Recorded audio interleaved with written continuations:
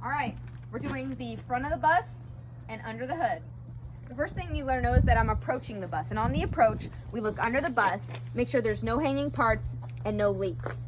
Then we are also looking at the tires and making sure that they're not towed inwards, which is it's checking the alignment. Then I'm gonna go all the way up, and I'm gonna do all the lights working my way down.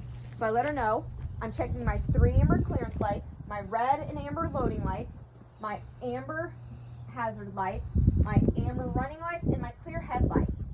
Notated that I was pointing at all of them and naming colors. I let her know that they are all clean, clear, no cracks, no breaks, no illegal stickers or obstructions, no condensation. Then I go back up and I let her know that I'm checking my school bus logo. It's clean, it's legible, it's not peeling or damaged, and on a reflective surface.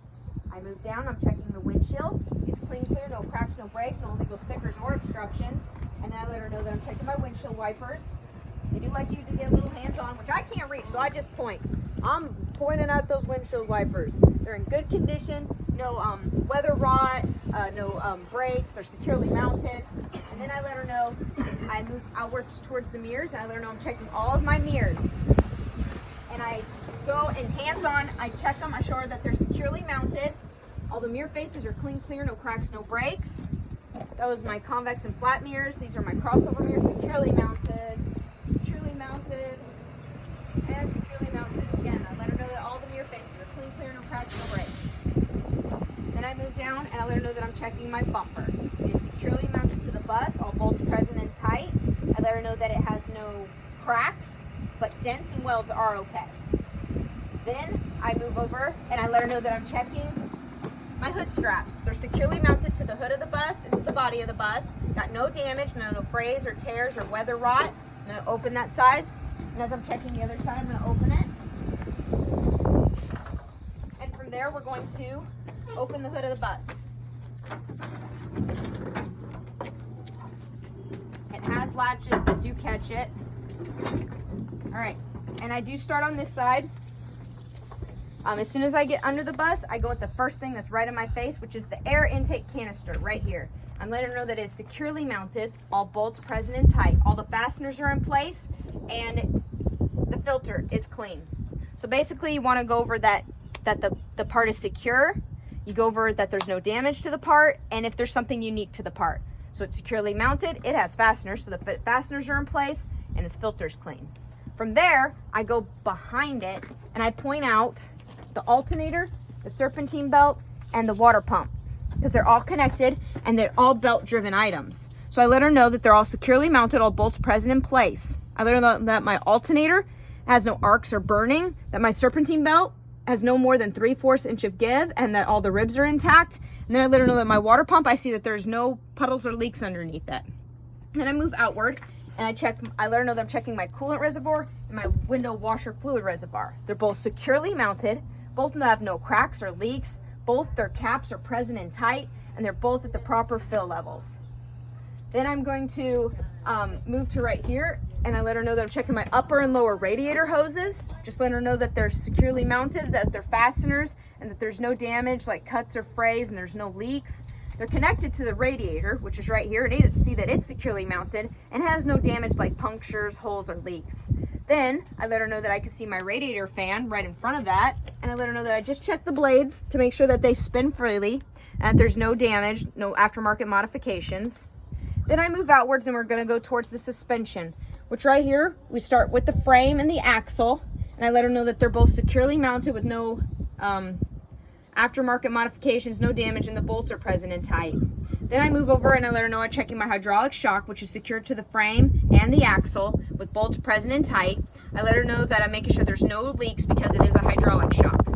Then I move over and I let her know I'm checking my leaf springs and my leaf spring hangers, the front and the back, making sure the leaf spring hangers are connected to the frame with all bolts present and tight, and that they're connected to the leaf springs with their fasteners, and that the leaf springs have no damage like twist or bends, no aftermarket modifications, and they're properly spaced with the spacers, and they're connected to the axle with the U-bolts.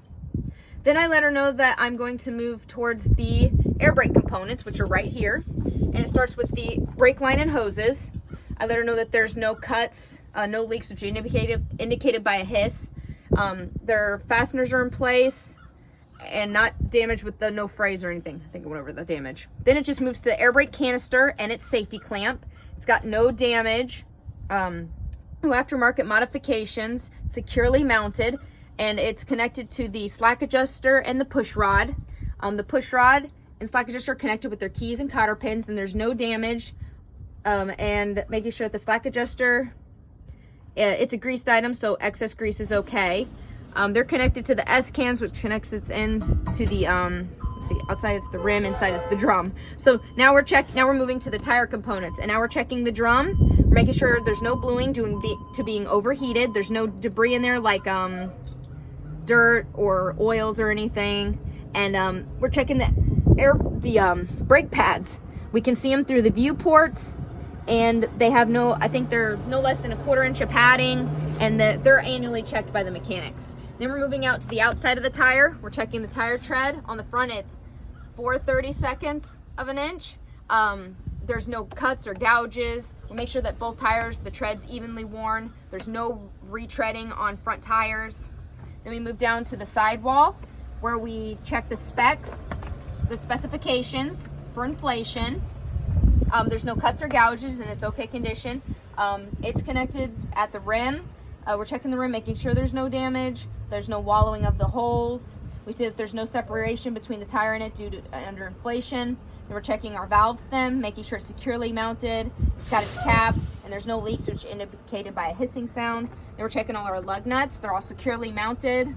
No damage. They're all tight. Then we move inward towards this is the hub oil assembly. We're making sure it's securely mounted with all mounting bolts present, and there's no signs of an active leak, and the plug is present. An active leak, it means you would see it. Yes, we can see it's messy, but it's not dripping.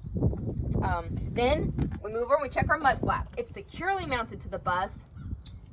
No more than 8 inches from it to the ground, and no damage, and all good. Then we're gonna move around to the other side. And when we get to the other side, we do not have to repeat any of the same items we went over. We are literally just doing the unique items on this side. And this is the gear-driven side of the bus. So on this side, we're going over our dipsticks. We have our transmission dipstick and our oil dipstick. And our oil cap's right up there. But anyways, we make sure that all the caps are present. To check these, we would pull them out, wipe them off, dip them back in, pull them out, and make sure that they're at the proper fill level. Then we're going to move down, and inside here, you can see there's a silver part, and that's the governor. In here, we're going to check the governor, the air compressor, and the power steering pump. These are gear-driven items. We're making sure they're all securely mounted, all bolts present and tight, all the hoses are connected, all the fasteners are connected, and there's no signs of leaks. Then we're going to move out to our power steering arm. We're making sure that it's securely mounted with no damage, no bends, no aftermarket modifications, and we're checking the U-joints to make sure they're okay, and they're a greased item, so excess grease is okay. We're moving to the power steering gearbox. We're making sure it's securely mounted, bolts present and tight. This is also a gear-driven item, and we're making sure the hoses are connected and the fasteners are secure. Over here, we have the power steering fluid reservoir, making sure it's securely mounted, no leaks. It's got a cap with a dipstick, so we make sure it's at the proper fill level. Then we move down to our pitman arm, making sure it's securely mounted with its bolts present and tight. Also making sure it's securely mounted here with its castle nut and key. It's connected to the drag link and tie rod. We make sure that they're all securely connected with all their castle nut and pins, and that it's a greased item. Excess grease is okay. There's no damage like bends, welds, or aftermarket modifications. I do believe that is the last thing on this side, and that is completely under the hood. Frame?